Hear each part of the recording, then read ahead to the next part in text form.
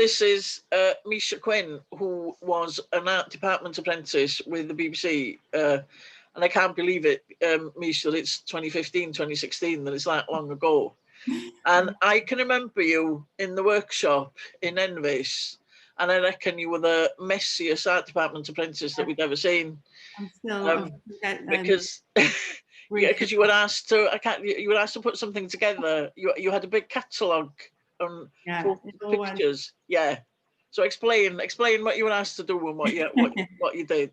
I think on the day we had a group discussion, and then we kind of got split off into our departments, where we had to make a mood board for a set, I think it was, or something, or got given a brief, and then all had catalogues and pictures to try and make a mood board, which is obviously something that is used in the industry. So that was a good way. Yeah. And I can remember the comments at the end of the day that we were really impressed with the mood board, but we'd never seen anybody as messy in our lives, I think. And I think you carried that with you right through the apprenticeship. Yeah. You know, whose bag is this? Whose banana is this? Whose coat is this? Whose lunch is this? Oh, it's Misha. But it's part of the creativity, yeah, Meish? Yeah. That's what I say anyway. That's what I try to get out of it. So tell me what happened. You were chosen, obviously, by the BBC, and then you went to Northlock to start your apprenticeship. Yeah, we were chosen, and then obviously we went into S4C at the time with you to sort of get a briefing before going into BBC in the workplace. And then I had 6 months on Poblacion and 6 months on Casualty as their art department assistant and prop store assistant and stuff, which was really good. We got to sort of, on Casualty, I'd help make the graphics and help the art directors or designers in whatever bits they needed to do, sort the store. They'd take us out on dressing days, which was really good. Because it's so varied. The prep and being on set is different jobs. So it was really good to see all the ins and outs.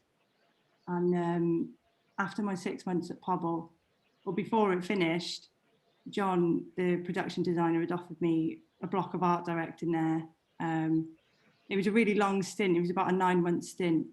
So that was really lucky. So that was straight out to the apprenticeship then. And yeah. I seem to remember at the time you were the youngest art director that they'd had Poblacion as well. Yeah, I was 18, so I don't know, or 19 when I started out. I was in 19, so I don't know of anyone else who did it that young. There might have been. It was great, and Pobble was really good because we had to do everything, the graphics and prop making. So you could just get stuck in and learning as you go, and get skills to carry on then. So yeah, it was really, really good. And learn to get tidy. And then to get tidy, yeah. Yeah, kind of. We tried to get tidy. And then out of the apprenticeship, I think this is maybe something that people need to understand. I think people think that if you get an apprenticeship in the BBC, you're safer then than you are anywhere else, and that, you know, once you're out, you're guaranteed, because there is no guarantee of a job in any apprenticeship at the end anyway. Yeah. But I think people don't understand that even the BBC don't know what they're doing from one year to the next. Really. Yeah, definitely, and it is just contract work, so it comes and goes. And I've done jobs for like dailies where I'm literally there for a day, don't get a credit, you're just covering someone, and then, like I said, with Poblacion, 9 months. So it really is just not guaranteed for what you're going to do. There's also the BBC break where you have to break your contract and everything. So to come back, it isn't guaranteed work, but then that sort of frees you up to do other things as well. So what other things have you done post apprenticeship then? I went to study graphic design in America because that was something that I found out in the job that I needed to be able to do whilst I was on placement. Obviously, when I started the apprenticeship, I didn't really know anything about the art department, but graphics and to be able to make your own videos and clips and computer screens is really important. So when doing that in America, I made a contact and worked on a short film as their art director there. So that was really fun, and that broke up my contract to come back to the BBC. So I went there. I was offered a job, art department coordinator with ITV Australia when I was there, but there were visa restrictions, so I couldn't, which was a bit of a pain. But you really are free to work all over the place. You don't belong to a certain production company, which is one of the bits about it, I think. If you were able to talk to 19-year-old Misha now, when she applied for the apprenticeship, what would you say to her? Try and be a bit tidier. It's hard because I think the best thing about it was not knowing about everything that could have been, or just going in and not having any expectations. I think it's good for people to be aware how long the hours are and how long you'll have to work. It's not it's not a part-time thing. It is 12, 14-hour days. You've got to be prepared for that, which I didn't really mind, but for some people it's quite, to not know the studio hours and everything, it can be a bit of a shock. Yeah, and I know I can say it till I'm blue in the face, and I know I tell everybody like at the beginning that this is not an easy ride. If that's what you want, you may as well walk out the door now, because it's doing an apprenticeship is working on a qualification whilst you're doing a full-time job. Exactly, and it's quite a big deal for 12 months, isn't it? Yeah, and the qualification was a really good thing about it as well, because that's the point where it's kind of a better opportunity, I think, than university, because you've got both. You've got the in-house experience, and you can say, the level 3 MQ, which it's got a lot of weight into it, Yeah. So I'd say that as well. I was going to say I'd tell myself to enjoy it a bit more, but I definitely did have a laugh anyway. So. But I think it's interesting that you say that, though, because this is something else I always say about our apprentices. The majority of you are more than capable of going to university. You didn't go to university because you couldn't. You went to university because you chose not to. Yeah. And you came to us, and you did get a qualification for free, and you were doing a full-time job, and you were having a wage, and you were having a laugh. Yeah, it was a better deal. Like I had the A levels and everything from school to go to university. I got offered a scholarship, a design scholarship in Bath, but I just enjoyed working and making money, really. And then to get into the industry like that, it was just perfect. Can we talk just a little bit about the pandemic and how difficult it's been since March, if it has been? Yeah, especially with art departments, because you're on site most of the time, aren't you? Yeah, it was really difficult. I lost a fair bit of work. Like I said, with Australia, I was coming back and had everything lined up as you can normally kind of book the year, but jobs were getting pushed back to the point where it was like 6 months, and it was just still nothing, So they were pushed back and then eventually cancelled. And it was lucky to have the relationship with the BBC that I did because of the apprenticeship, to have that 6-month placement, to be comfortable enough with a designer on a long running series. That was, because it's still hard to get work with people that you don't know, especially in the pandemic. Yeah, and the thing is, even they weren't working, were they? Right at the first lockdown, everything closed. I know we had apprentices on the first production that came back on War of the Worlds 2, but that was about the only production, I think, in Britain, never mind Wales, at the beginning. Yeah, I heard that going, yeah. It's to make it safe, and obviously there's a lot of money involved and a lot of people involved, isn't it? And so does it add an extra layer of work for you in the art department? Yeah, on Casualty we've got an extra week of prep, because the BBC, everything has to be 2 meters.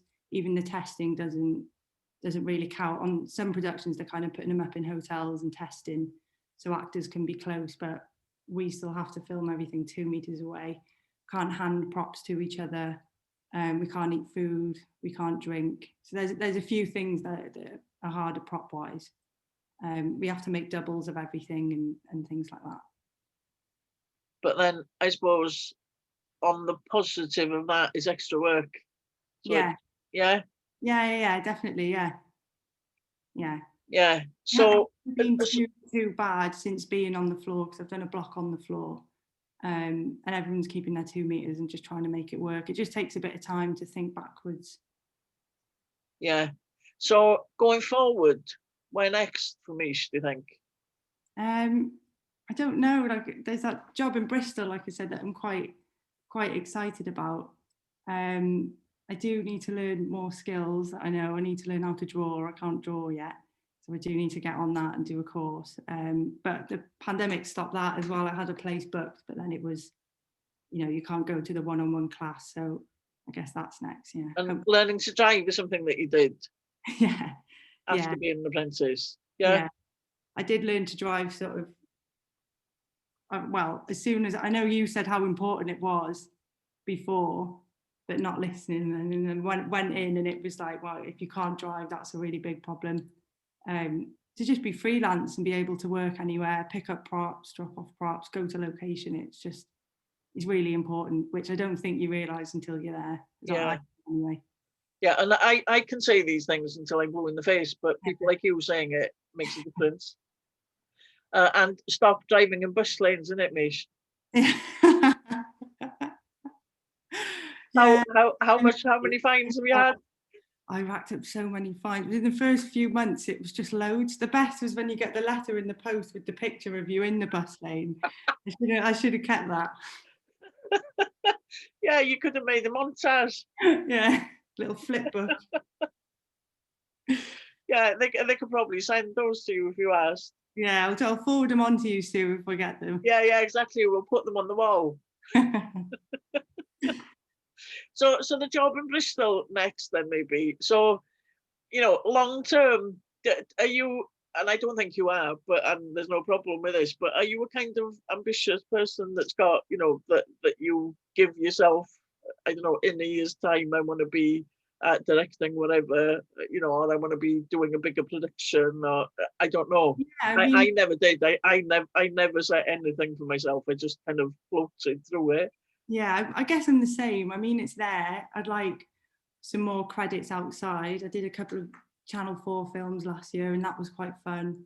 But this show seems like it's going to be quite exciting. So it's just to get bigger dramas, really. I'd love to work for Netflix. I'd love to do a Netflix job, just because there's so much going on and it's in Cardiff. Something like that. But you know me, Sue. I just want to make a mess. I don't really mind. Yeah, but you are very good.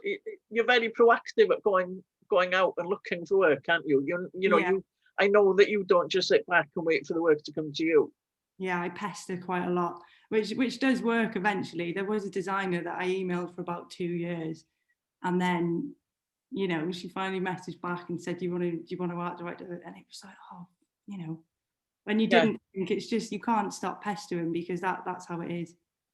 Which is great. So would you have a top tip or a few top tips for people who want to be an apprentice, who are thinking of applying now? I think it's important to be yourself, because that's part of the industry. You can't just try and blend in or try and say the right answer. If you're yourself, then you'll work through it. It's really important, small things like timekeeping and, just working hard, because it's such a big selection process. You've really got to make yourself stand out and want it more than everyone else, really. Yeah, it's funny, isn't it? But because we're talking to quite a few people, and everybody that's been chosen that is a former apprentice, they did stand out in all kinds of different ways. Yeah. It might be because you were very young. It might be because you made a mess. It might be because you were wearing red shoes. It doesn't matter. Yeah. But what's important is what you say and how you are as well, isn't it, really? Yeah, because it is all about personality, and that's a big pit. If, as freelancers, if they like you, then they'll bring you in again. No pressure or anything, but it is that's how you get the work. So just be yourself and enjoy it, really. Great. It is fun. Hey? It is fun. The apprenticeship was fun. It was a really, we got a lot out of it, and it was a really good laugh. Good. I don't think we can better that, so we'll finish there.